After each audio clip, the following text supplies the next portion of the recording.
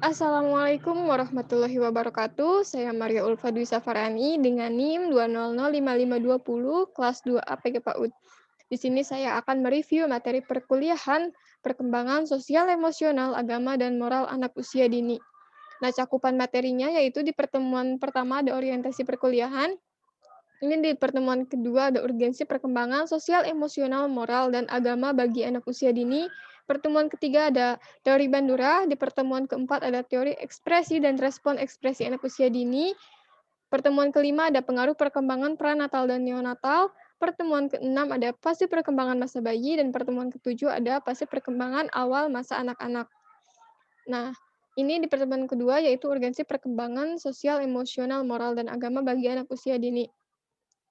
Nah, yang menjadi dasar perkembangan anak itu merupakan kesehatan mental, yang nantinya akan menciptakan insan madani atau manusia yang berilmu, beriman, dan bertakwa. Lalu urgensi dari perkembangan ini yaitu untuk menciptakan manusia yang bermartabat. Realisasinya saat ini yaitu belum mencapai kesempurnaan, namun realisasinya sudah dapat dicapai. Selanjutnya yaitu ada teori Bandura yang dikemukakan oleh Albert Bandura. Nah, teori ini merupakan aliran behaviorisme. Nama lain dari teori ini yaitu teori mencontoh. Jadi, setiap perilaku yang dilakukan oleh anak merupakan hasil dari mencontoh apa yang dia lihat dan apa yang dia dengar. Nah, selanjutnya ada teori Fowler atau intuitive projective five, di mana di sini anak sudah mengenal dirinya sebagai makhluk dan dia mempunyai Tuhan yang menciptakannya.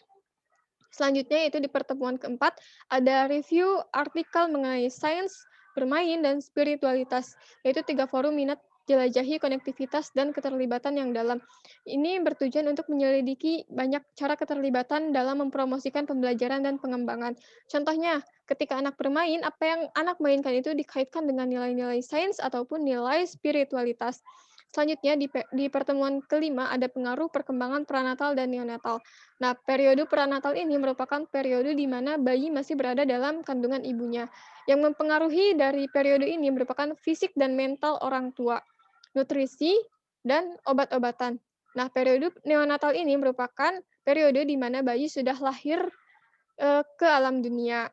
Yang mempengaruhinya yaitu nutrisi berupa makanan yang bergizi, stimulasi yang positif, kasih sayang orang tua, dan sarana dan prasarana yang nyaman.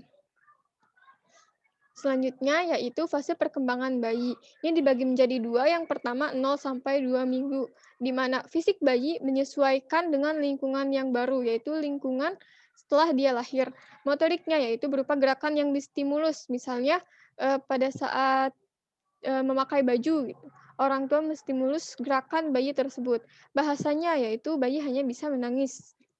Nah, lalu di umur 2 minggu sampai 2 bulan ini, postur tubuh bayi mulai berubah. Nah, lalu bayi juga sudah bisa refleks tersenyum, lalu tengkurap, belajar berguling-guling, kemudian dia belajar duduk, merangkak, hingga akhirnya belajar berjalan. Bahasanya yaitu yang diungkapkan merupakan ungkapan rasa, babi mengerti kata-kata, bisa mengucapkan 2 kata. Lalu, bayi juga sudah, bisa tersenyum dan menyentuh benda-benda. Emosionalnya yaitu bayi sudah bisa tertawa, menangis, dan mengungkapkan rasa takut. Nah, yang terakhir yaitu fase perkembangan awal masa anak-anak. Dilihat dari fisiknya, berat dan tinggi badan anak akan bertambah. Lalu, anak juga, mulai belajar makan sendiri, menyisir, memakaikan baju, menggunakan sepeda, hingga akhirnya dia melompat. Nah, lalu anak juga, sudah memiliki sifat egosentris dan berpikir statis. Nah, bahasa yang diungkapkan anak yaitu hasil mencontoh terhadap apa yang anak lihat dan anak dengar. Lalu, dalam nilai sosialnya, anak sudah mampu mengeksplor lingkungan bermain. Ya, sekian yang dapat saya sampaikan. Terima kasih. Wassalamualaikum warahmatullahi wabarakatuh.